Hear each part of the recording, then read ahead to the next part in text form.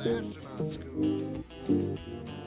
Now he was just a boy from the Palmetto State who ended up in outer space.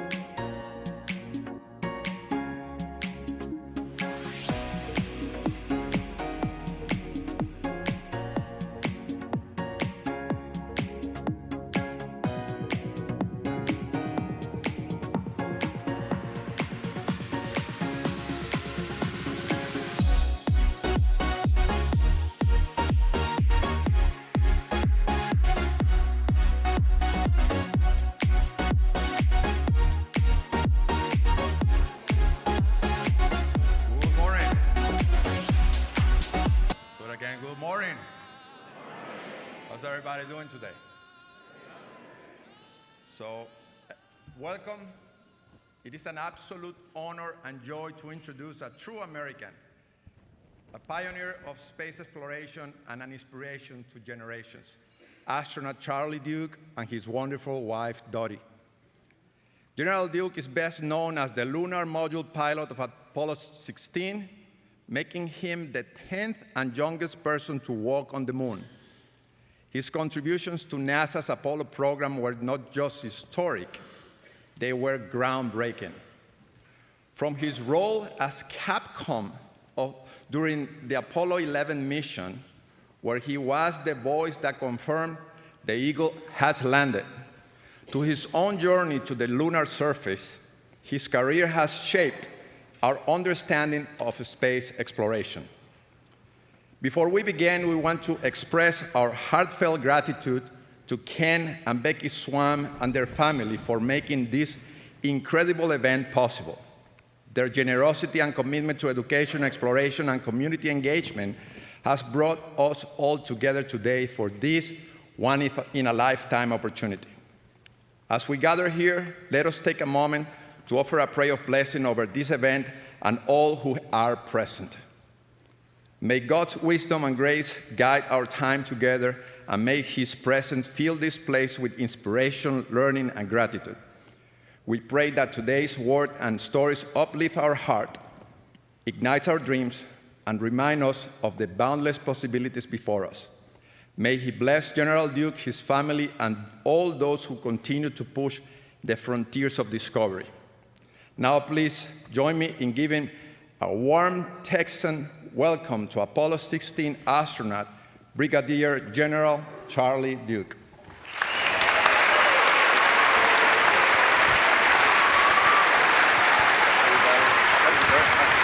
Thank you.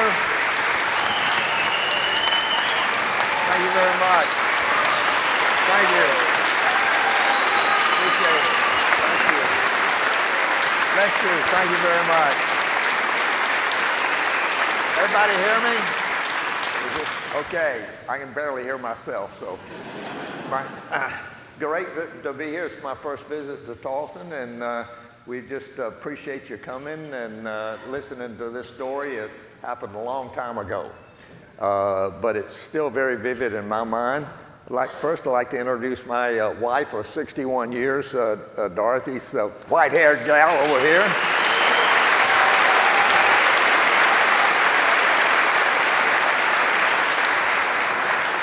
And somewhere in the audience, we have some relatives. My grandniece is married to Ty Murray, and they have a ranch just south of town here, so we come a couple of times and visit them. So anyway, it's good to be here. We've driven through Stephenville, but I've never visited your campus, and so I want to thank everyone for inviting me and having this opportunity to share my story. When I was your age, I was talking to the students now, at your age in college, there wasn't a space program. I grew up in South Carolina, decided I wanted to go to the Naval Academy. My dad had been in the Navy during World War II, and so I went to the Naval Academy, and while I was there, I fell in love with airplanes. So I decided back then you could go into the Air Force. There wasn't any Air Force Academy. So I had a choice of Air Force flight time or Navy flying. And when I got my physical last year, the doctor said, Midshipman Duke, you don't qualify for naval aviation, but the Air Force will take you.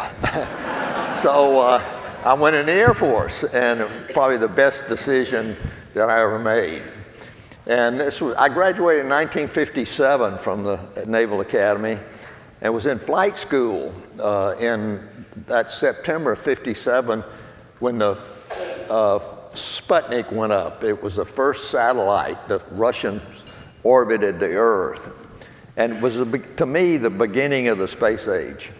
And as a result of that, I went through flight school. I graduated, got my wings at Webb Air Force Base down at Big Spring.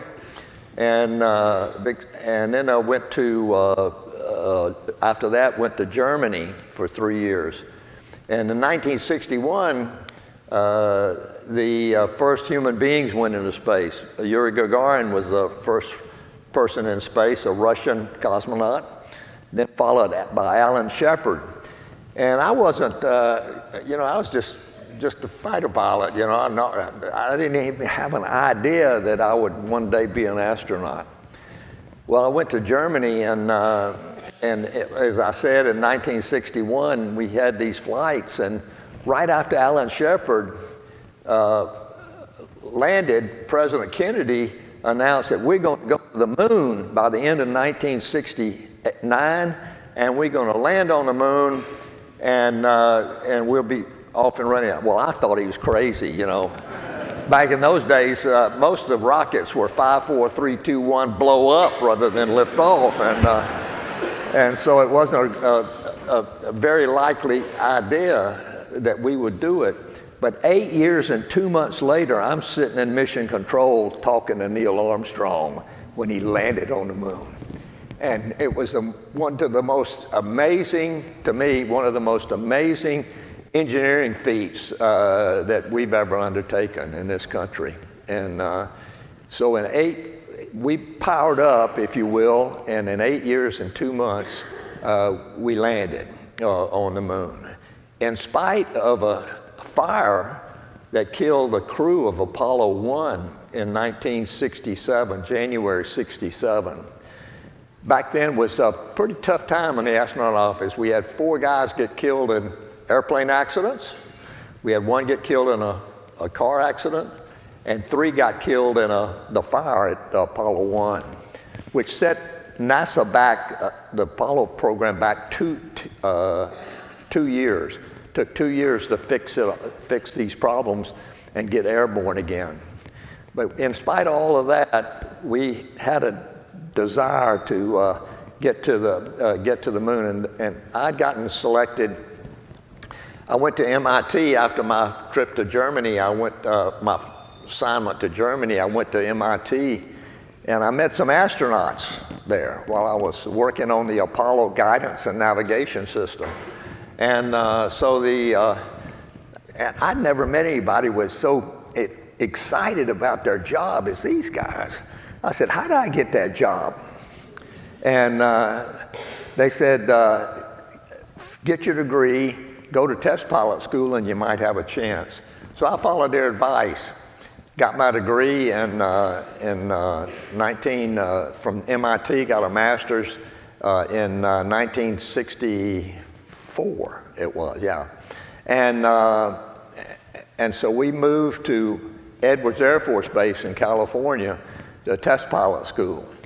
And once I got through that, I was working in test pilot school for 2 months when I read an article in the paper. It said, NASA's looking for astronauts. Please apply. And so I was qualified. And so I applied, and in April 1966, I was selected as one of 19 astronauts, and we started our training. We moved to Houston, started our training, and there were 9, during Apollo, we had 9 missions to the moon, and there were 6 successful landings. So we had 12 of us, 2 astronauts per landing. So there were 12 of us that walked on the moon. I was the youngest by about 4 months. And Apollo was over, of course, a long time ago. And NASA keeps saying I'm the youngest guy on the moon. Well, I'm 89 years old, and I'm still the youngest man that walked on the moon.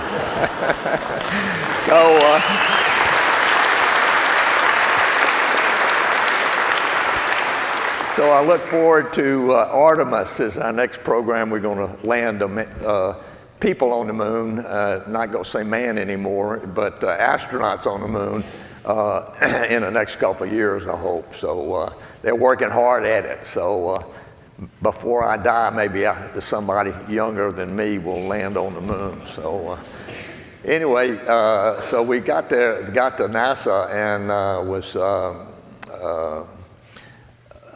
and it was a real problem with all of these people getting killed, of course. And it set us back a couple of years, as I mentioned. And so we got ready to fly, and the first flight to the moon was Apollo 8, which was on Christmas Eve, 1968. And it was probably the most dangerous mission that NASA undertook with astronauts. We launched on the Saturn V, which is the big rocket you saw here a minute ago. And once they left for the moon, there was no backup. It had to work, or they were going to be dead. So, but they said, we'll take the chance, and we're going to beat the Russians to the moon.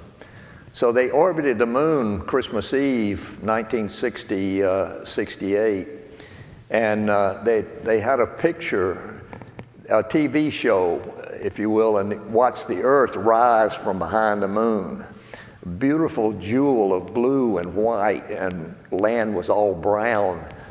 And they started reading from Genesis, and they read the first 11 verses of chapter 1 of Genesis, which was, to me, probably the most moving words that came back from the moon, except for Neil Armstrong's one small step for man, one giant leap for mankind. So we were off and running. It was a successful mission. First mission that I was involved with was Apollo 10, and in Apollo 10 we took the lunar module to the moon, but it couldn't land. And but we checked it all out, and it was the mission profile was correct. And so the next mission, 2 months later, by the way, I was in mission control talking to the crew when they were in orbit around the moon. It's called, in mission control, the only person that can talk to the crew is called a CAPCOM, which stands for Capsule Communicator. And so I was there for that mission. And so right after that, Neil Armstrong said, well, hey, Charlie, you did it for them. Why don't you do it for me? And so I was asked to be on the Capcom for Apollo 11, which was I wasn't even thought of that idea, but Neil wanted me to do it, so I said, yes, sir. And we trained for 2 months to get ready to go. And the mission was going really, really well till they started the descent and to the moon, which took about 12 minutes, if I remember. And then the wheels started coming off, if you will, and we had computer overloads. Our Apollo computer had 85K memory. Let that sink in. And in 85K memory, the gals at MIT who wrote the software put 6 programs in the 85K memory. And it all worked. And so they were started down, and we had a switch in the wrong place. And so as Buzz Aldrin, he put the rendezvous radar on, and the computer was looking for where is the information from that, and it was called an overload. But it was still flying the vehicle, so we continued our descent. And then we had several other problems, communication problems, and then trajectory problems. And Neil couldn't land where we had him targeted, and so we flew over, and that used up all the gas, extra gas. And so now we're minimum fuel. And mission control, I called 60 seconds. That means they had 60 seconds to land on the moon, or we were going to call an abort. Then I called 30 seconds, and I started my stopwatch. And at 13 seconds later, I heard contact, engine stop. So we knew they were on the ground. And with 12 seconds before an abort call, 17 seconds or so before we were to call an abort, they landed. Now, I'm convinced that if we'd have gotten to 0 and I'd said, Eagle, abort. Say again, Houston. They were going to land that vehicle. I don't care what mission control was saying. He was going to land. He was 30 feet off the moon, And we say abort. Well, he's got 4% fuel remaining, but he landed. And a tremendous release in mission control. And the tension was really through the roof. So we had that first landing, and then we had Apollo 12 land. I was backup crew on Apollo 13, and it blew up on the way to the moon. We had liquid oxygen in the service module, which supplied the oxygen for the fuel cells, which gives you electricity and the drinking water. And so when it blew up, they were just dead in the water, and basically they were in deep trouble. And, but we all rallied and got them safely returned, which was a feat of mission control. In every Apollo flight, we had some big problem show up. And mission control saved the day. They were, to me, the heroes of Apollo. Because without mission control, we would have lost the crew on Apollo 13. We wouldn't have landed on our flight. We had a 6-hour delay landing because of a problem we had with the other spacecraft. And mission control couldn't fix our problem, but we got our workaround. Said, we can't fix it, but this is what is wrong, and you can use this for a backup, and you're clear to go land. So it was the last revolution that we could land because the moon was slowly rotating out from under us, and or the trajectory, and we couldn't. The last landing, the last revolution where we could have gotten back to our landing spot was the one we landed on. So we had John Young and I were the 5th landing on the moon, so I was number 10 to get out, we stood, there were no seats in the lunar module. So we were standing there all suited up with our life support systems on, and the hatch you got out was right between us. And so I reached down and opened the hatch, and the door swung this way, so I'm trapped behind the hatch. He's got to get out first, so he gets out. And then I close the hatch and open it up, and I get out. And you got on your hands and knees, and you crawled out backwards onto the porch and then down the ladder. And so I was the 10th guy to step onto the moon, and it was exciting, let me tell you. It was we landed in the highlands of the moon. So as you look at the moon, we were almost in the middle of the full moon. And it was actually, it looked like a half moon when we landed. So a day on the moon from sunrise to sunset's 2 weeks. So the sun moves very slowly, and when we landed, the sun was back in the back, and it came up, and 3 days later, we left, 72 hours later, and it was still back in the east. As the sun gets higher, the surface gets hotter and hotter, but the space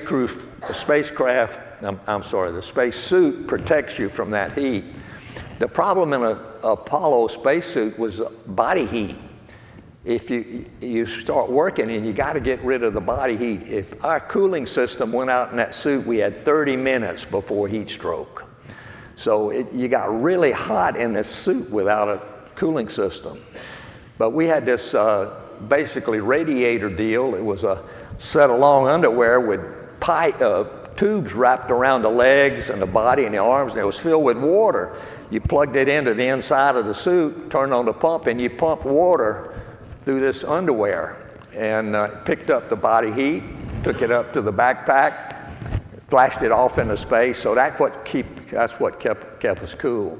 We were the second flight for the rover. There's training pictures here, and one of my experiments that I had to do on the moon was drilling a hole into the moon 10 feet deep. And so we practiced and practiced and practiced so that we would have it right. And I was working on this experiment, drilling this hole on the moon, when John Young was around what we call it, the central station, and he pulled the electrical plug away. And so we lost that experiment, but it was the only one that we lost during the whole stay on the moon. When we landed on the moon and we got outside for the first time, we were supposed to land and get out right away with the flight plan, but due to the 6-hour delay, they said, no, you guys are going to be too tired. We want you to go to sleep. Now, can you imagine? 4 hours after you land on the moon, go to sleep. And so we took off our suits and put up our hammocks and tried to get some sleep. And I just couldn't get to sleep. And so I said, Houston, I'm taking a sleeping pill. And so I got about 4 hours sleep that night. We got back out and suited up and went outside for our first time. The moon was mostly gray in color. It had shades of gray. Some rocks were solid black and some were individual rocks and some were white, but mostly it was just sort of shades of gray. And we landed in the mountains of the moon, and to the left was a mountain that looked like Stone Mountain in Georgia, just a big dome. And that was our objective on the second day. And so that was called Stone Mountain. You look out to the west, since there's no atmosphere on the moon, it's just very clear. And you can see very sharply on the horizon, and you look up, and there is just the blackness of space. Everybody says, what did the Earth look like from the moon? Well, when I was standing on the moon, I couldn't see the Earth. It was right overhead. And I look up, and you're looking at the top of your helmet in Apollo. So I had to hold on to the car and arch my back and look up. And there was the Earth right overhead. It was a half Earth. It's a beautiful jewel just standing there. The moon was really incredibly beautiful to me. Barren, never any life up there. There's no dirt on the moon. It's just rock, pulverized rock. So everywhere you walked, you left your footprints. You could never get lost on the moon because all you had to do was turn around and follow your tracks back. And that was in the car too. We drove, the farthest away was probably about 3 miles from our landing site. John Young was the driver and I was the navigator. And I had a set of maps and I navigated him over to point A, point B, or whatever it was. And we always left our tracks. The rover was 4-wheel drive and 4-wheel steering. And there was a handle between the seats. I'm in the passenger side, John's in the driver's side. You push forward and off you go forward. And the white tires were made out of wire. And it was an amazing little car. We were the second flight to use the car, and it was sporty, as you can imagine. It down here on the Earth, it weighed about, about 600, 700 pounds. But up on the moon, it weighed 1/6 that. And so to get up, we deployed the car, and it was pointed underneath the rover, underneath the lunar module. So John got on his side, and I got on my side, and we just picked it up and walked off with it. And you really felt like Superman up there. Man, I can pick up my car. And so we got it armed up, if you will, powered up, and we drove probably a total of 17 miles while we were up there, and during the 3 days that we explored the moon. We were there for 72 hours, and we had 3 excursions. That meant we slept. we split the time up into 3 24-hour days, 3 times outside, take off your suit, refurbish the backpack, put up a hammock, go to sleep, and then you start over again, and basically. And we didn't want to come home. We were having so much fun. And the only time I felt right at home, if you will, because we'd studied these photographs of our landing site that had been taken from lunar orbit by Apollo 14. So we knew exactly where we were and exactly where our objectives were for the geology exploration. And so it made you feel like at home. Oh yeah, here's that mountain, Stone Mountain, and off the right, North Ray Crater, and we knew what it was out west. And so I was as I said, I was the navigator and John drove. We had a set of maps that said go 270 for 2 kilometers, turn left, and whatever the map said. You just obeyed the map. So it was a great experience to see this moonscape. And you can imagine as you drove across this rough terrain, it bounced a lot, and it began to skid on this loose soil, which was actually, as I said, pulverized rock. Did I say there's no dirt on the moon? Just rock. The moon's just one big rock, been pounded by meteors, and now is covered with this very, very fine dust. And so we collected about 260 pounds of rock during our stay. The last 3 missions were three days each, and so those missions in Apollo, of the last 3, collected most of the rocks, as you can imagine. And we sampled, brought them all back, and a lot of them still in Houston being analyzed. And when I got back, NASA said, they said, well, we're going to give you a rock. Well, it took them 40 years to give us a rock. But then they said, we're going to give you one, but you got to give it away. And so I went to a prep school in St. Petersburg, Florida, called Admiral Farragut Academy. It was the only way I could get to the Naval Academy was to go off to prep school. It was a boys' boarding school back then. And of the 12 of us walked on the moon, 2 of us graduated from Admiral Farragut Academy, Alan Shepard and myself. So I gave my rock to them, and it's now on display in St. Petersburg, Florida. Anyway, it was a tremendous experience. I wanted to go back again, so we volunteered for Apollo 17 backup. And John didn't want to do it, but I said, come on now, let's do it. And said, what's a dead-end job? What are you going to do after that? I said, John, they might break your leg and we get to go again. So, hey, that's a good idea. So they didn't break their leg and we didn't get to go again, but it was that was the idea anyway. It was so exciting, the training and all of that. So I want to give a chance for questions from the audience, from you all, and it was a tremendous experience for me.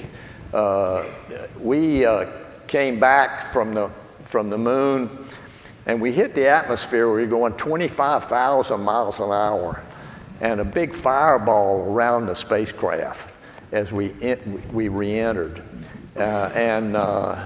We safely landed in the South Pacific, about 2,000 miles, I think, south of Hawaii. And all of Apollo landed in the Pacific Ocean on parachutes. And the vehicle, you didn't want to land on land because we didn't have any cushion, but the water gave you a good cushion, so it made a big splash. And we had a strong wind, so that it pulled us over, and we were upside down and hanging in our seats, looking at the fish swim by. And so I had pushed in a circuit breaker, manually turned on a switch, and we started an air pump that pumped up 3 airbags on the now underwater. And when they inflated, it flipped us back over, and now we're right side up and we could get out.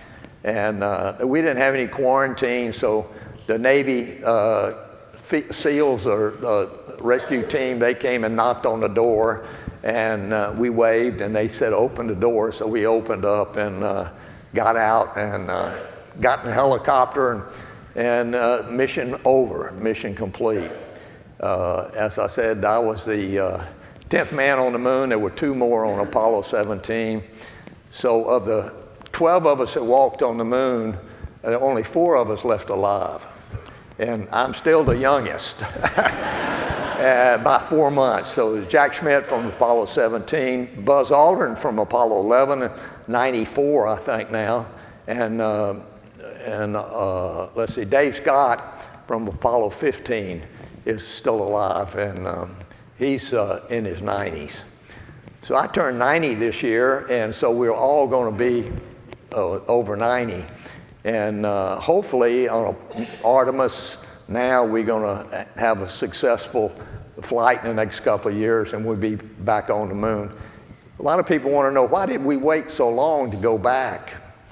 Well, the idea was, first off, when the Apollo was so successful, they canceled the last 3 missions and decided to build the space shuttle, which was this airplane that went into space. And that took all the money. And then after that, they had the space station, which is still up there, and it took the budget. And so now we're back to we're back now to looking at the moon again. And so hopefully in the next couple of years, we'll have our first crew successfully land on the moon. Okay, let's have some questions. I think we got about 10 or 15 minutes to go here. And let's sit down, and then I'll drop the mic. They're going to have the questions. Okay, let's sit down. You want me to sit down? Yeah, let's. I don't want to sit down. You want to stay? Okay, cool. I'll stand up. Okay. What do you want me to do? No, they'll ask you questions. And, okay. And then... Okay. Who's Any got questions? Go ahead. Yes, with the story being so exceptional, how stressful was it though? I'm sorry, you were muffled. What was the question? How stressful was the journey to get up to the moon?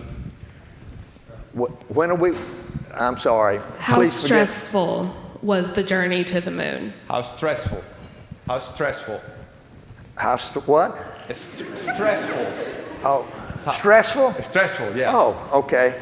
It wasn't stressful. We felt right at home. The only time that I had fear was at the end of our stay on the moon. And on Apollo 11, they did, Apollo 14, Alan Shepard hit a golf ball. So that was his big finale on the moon.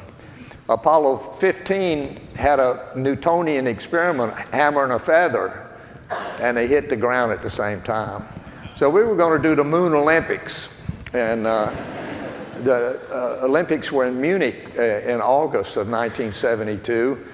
So we were going to do the high jump record, try to set the high jump and do the broad jump. So with all of my gear on, up there, I weighed 60 pounds. And the backpack weighed as much as I did. So you'd watch the astronauts, we walk with bent over because of the center of gravity. So we started to bounce. And I jumped, and when I did, I straightened up. Well, the CG went backwards, and over I went like this. And I said, I'm in trouble. And it's the only moment I had fear. But fear is not a bad emotion if you don't panic.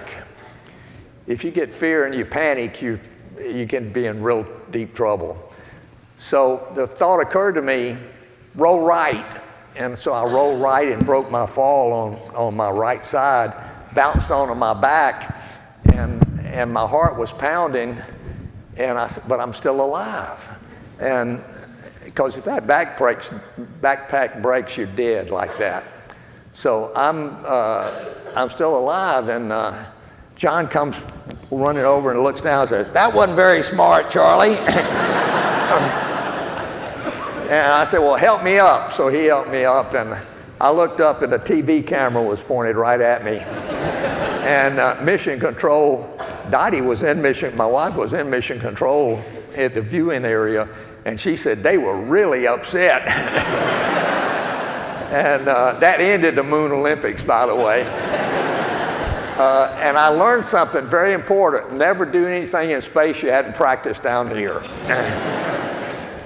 Next question. I'm sorry, my hearing is really bad. I got these hearing aids, and it reverberates, so if you speak slowly and clearly, hopefully I can understand you. Go ahead, son. So, given your time serving on Apollo 11, a little bit closer. Given your time serving as Capcom during Apollo 11, can you explain what emotions were like when it came time for Neil and Buzz to leave the lunar surface? Because I guess given your last statement, never do anything in space that you haven't practiced on the ground.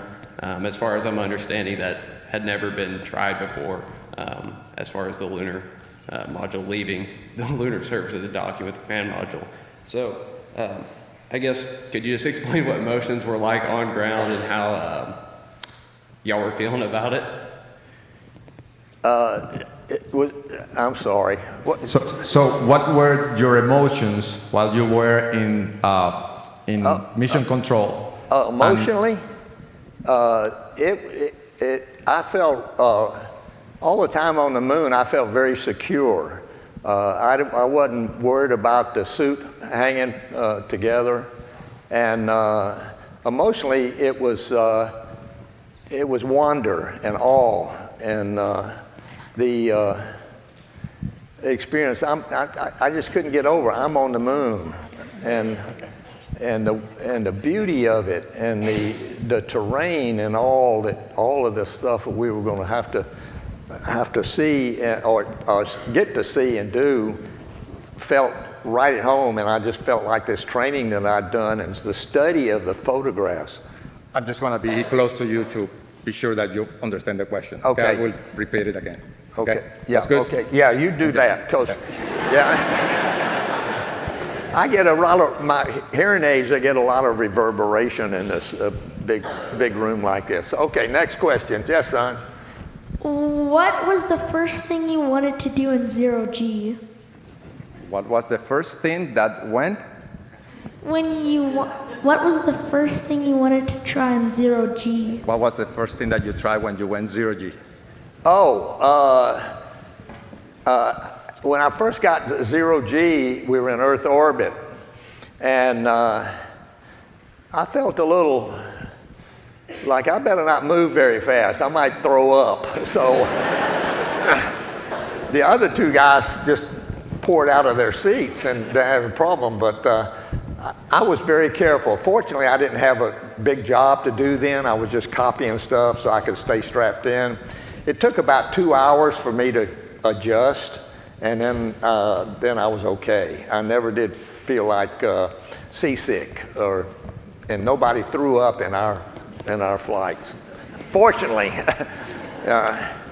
So the other question was, what were the emotions when Apollo 11 landed and you were in mission control? It was very tense in mission control. As I said, we were running out of fuel. But when I heard Buzz Aldrin say, contact, engine stop, we knew they were on the ground. So that the tension in mission control just evaporated, like popping a big balloon. It just went out. And then, so I was so excited, I couldn't even pronounce tranquility. It came out twang, and then I corrected myself. I said, Roger, tranquility, we copy on the ground, you got a bunch of guys about to turn blue. And really it was. The tension was just immense. So when we heard engine stop, we knew they were on the ground. And so the tension just sort of evaporated, and we started cheering, and it was a big celebration. And then the flight director got everybody back to work, because if we'd have sprung a leak in any of the tanks when we landed, we had to lift off right away, so we'd get back into orbit. But the spacecraft held together, and there was no problem, so they were able to stay their full 24 hours, about 24 hours they were on the moon. Next question? Yeah. Who's got it? Good morning, sir. Oh, my bad. I guess I was wondering, how involved are the individual astronauts in the planning and administration, like during the Apollo program? Are you real involved in the planning, or is it administration tells you what to do and you just figure out how to execute it? Did you hear that? No. So, if you are still involved in administration with NASA, with the next missions and all that? I'm not officially involved. I consult at some of the contractors, but NASA has not, except for briefing some of the crews. I've gone back to Houston and talked to the several of the crews that are scheduled to fly to the moon on Artemis, and we just talk about. They have questions about what should I look out for, and where should I concentrate on my training and things like that. So I think I'm the only one that really is involved in things like that have been on the moon. The other three guys basically have retired, and they don't travel too much as I do. So I'm the only one that is right now that's had an opportunity to speak to the crews that are already in training, and I try to give them, if they have a question, they can call me, and I can ask them. But they're training pretty well, and they got a sort of like Apollo for the first 3 landings, and then after that the trajectories and all are very different. And the landings are going to be down near the South Pole, because if there's water on the moon, it's down at the South Pole in the form of ice, and the trajectories down there, they land, and the sun never gets above about 2 degrees above the horizon. And if you look at the photographs, it's very bright in the sunlight, but very deep shadows, unlike what we had when we landed at the equator. Next question. Did it feel weird whenever you started to launch? Does it feel weird when? Whenever you started to launch? Does it feel weird when you're about to launch? No, it doesn't feel weird. You're strapped in, and you're ready to launch, and what you're thinking about and hoping is keep counting, because you only had 4 hours to get off, and if you didn't get off in that 4 hours, you had to wait another 30 days to launch in Apollo. And so the idea was keep counting, please keep counting. I trained 2 years for this, please keep counting. And so everybody was in our spacecraft, we were ready to go, and the windows were covered over so we couldn't see outside, and we were just listening to the countdown. And so they kept counting, and we lifted off right on the second, and we were on our way. The Saturn V, you watch it, and it's a lot of fire and a big rocket. It's, 6 million pounds it weighed, and the engines were pushing with 7.5 million pounds. And the only problem was that it shook. It was 360 feet tall, and you're up at the top. These engines are moving at the bottom, and you're shaking like crazy from side to side. And you don't hear any noise, but you just get this vibration from side to side. And that lasted for the whole first stage, and after that it was very smooth. And mission control says you go, and we never had a failure in a Saturn V, not one. And so it was a very reliable rocket. Next question. Could you explain the physics of the slingshot effect and how it impacted your fuel efficiency? The physics of the slingshot effect. the physics of the slingshot effect and how it impacted. The orbit was designed so that it took 3 days to get to the moon. And that was because of the fuel budget we had. You had to have enough fuel to slow down when you got there, go into orbit, maneuver, and enough fuel to get out and come back. And the trajectory was, so that, with our fuel budget, it was a 72-hour trip to the moon. We had enough fuel to go in, to slow down, get into orbit, and orbiting fuel, and then we had enough to get out of orbit for a 3-day trip home. And the trajectory was designed for the fuel budget.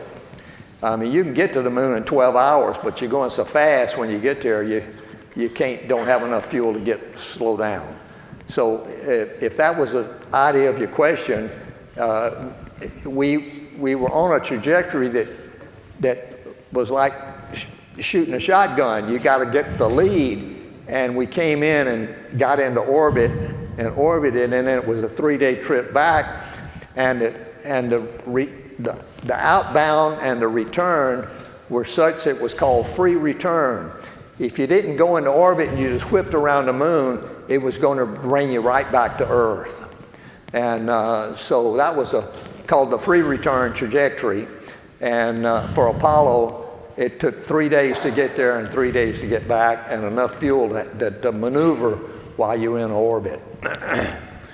Next, I think we got enough, couple of minutes now. Another question? Okay. Hi. Hi. So, quick question for you. I know a lot of people are kind of wondering with the new age of like space exploration, what are your thoughts on like SpaceX compared to like NASA and stuff like that? Didn't know what your thoughts on that were. How do you compare SpaceX with NASA? I'm very excited about SpaceX. They it was a very successful partnership with NASA. When it started, I said, why are we doing this? But I changed my mind real quick, because SpaceX was, what happened is SpaceX and Blue Origin and others came to NASA and says, this is what we got, you want to buy it? And NASA analyzed it and said, yeah, we'll buy it. So they gave them $1 billion to get them started, and SpaceX has been tremendously successful. And most of the satellites now and the manned stuff is going up. Most of them are going up on SpaceX. There's been 1 or 2 on Starliner, but that's it. And so I think our partnership with SpaceX and Blue Origin and the others has paid a big dividends, and it was a good idea. You know, NASA never built anything. We had requirements. We need a lunar module, and this is what it's supposed to do, and bid on it. So we had bids from various companies. Well, SpaceX came to us and said, this is what we got. You want to buy it? And they said, yeah, we'll buy that one. And we'll buy this one from Blue Origin. So they gave them enough money to ramp up, and by far the most successful is SpaceX. So it's been very good for us. Anybody got a question? We got more questions? One more question. Right over here. Did you have somebody on the spaceship with you? Can you bring somebody in the spaceship with you? What? Can you bring somebody in the spaceship with you? Can you bring somebody? No. The spacecraft was, Apollo, it carried 3 people. And I took a picture of my family that I left on the moon. And in our flight plan, my wife and my kids had some drawings and little notes and stuff like that. So we had some relationship, but they couldn't talk. They could listen to our conversation with Mission Control, but they couldn't talk. I mean, they didn't want, NASA didn't want your wife calling up, hey, the washer broke or something. So they could hear us from my house. They had a little speaker, and they could hear Mission Control. They could hear us responding, but they couldn't respond. One of the funny things, I had a twin brother. He passed away a few years ago, but his identical twin brother. And he's in the viewing area at Mission Control when I'm on the moon. And there, in a big TV screen, you see me bouncing around on the moon. Well, my brother's a doctor, was a doctor, so the flight surgeon said, well, Dr. Duke, why don't you come down here and observe your brother's medical condition? So he walks into Mission Control, an identical twin. And they say they look at me on the moon, and they look over there, and they didn't know what to believe. So finally the flight director said, hey, this is his twin brother. That's really him up on the moon. Okay, 2 more questions maybe, 1 more. Yeah, who's got the microphone? We're coming. Okay. Is there a Bible on the moon? Is it what? A Bible on the moon? Bible. A Bible on the moon? On the moon. We didn't have one, but yes, there was a microfilm Bible that was taken to the moon and landed on Apollo 14, and it was brought back. There were scriptures quoted on the lunar surface by Apollo 15. Jim Irwin was a committed Christian. I was in church at that point, but I wasn't a believer. I just had a mental concept of who Jesus was. But after the flight, my wife became a believer and I became a Christian. And so now we are involved in Christian ministry. But as far as a Bible on the moon, there was one taken to the moon and was brought back. We had Buzz Aldrin had communion on the moon on Apollo 11. Apollo 15 scripture was quoted. And there was one other incident that I can't remember right now. But we didn't have time. Oh, I know, Apollo 8 read scripture from orbit, first time they were at the moon. So there was honoring God in Apollo. There was nothing against it, but there was nothing positive that they said you got to do this. So it was all individual support. 1 more. Yeah. What would you do to share your faith, or what have you done to share your faith? Without the microphone? What would you do to share your faith, or what have you done to share your faith? With what you know is your knowledge. Yeah. When I got back from the moon, I was 36, and by the time Apollo was over, I'd turned 37, and I climbed to the ladder of success. I was a colonel in the Air Force, and I was really successful. What are you going to do now? How are you going to top that? And so a lot of astronauts had that problem, especially the moonwalkers. So I decided, a couple of years later, that I'd just take my eyes off the moon and put them on money.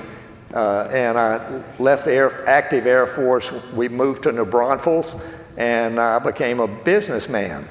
And but my marriage was falling apart. It was really bad. And so my wife was on the verge of suicide. And some people came to our church called Faith Alive, and they shared their faith, just 10 minutes, simple testimonies. And my wife realized, I've tried everything but Jesus. And so she said, Jesus, come into my heart. And when she said that, she began to change. And 2 years later, I watched the change in her life. And we moved to New Braunfels. And so I went to a Bible study at T-Bar M Tennis Ranch. And I made a decision, Jesus is really who he says he is, or this is a big liar. Make up your mind. So we all get a chance to make up our mind.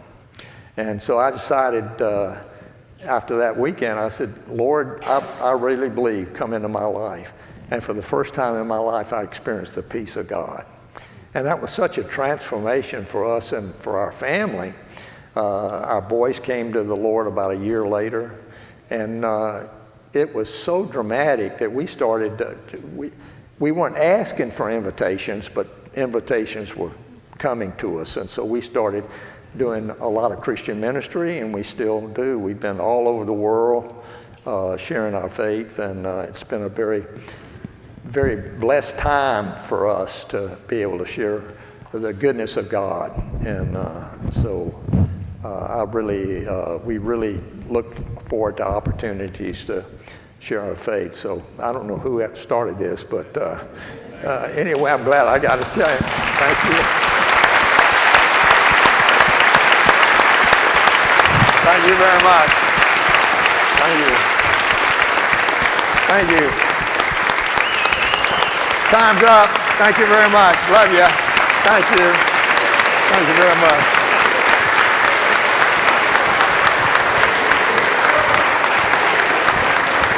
Thanks. Have a good day. Thank you. Thanks.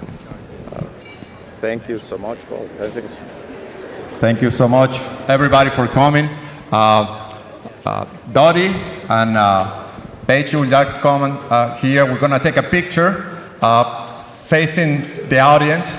And let me introduce you all, Dottie, his wife, and Paige, his niece.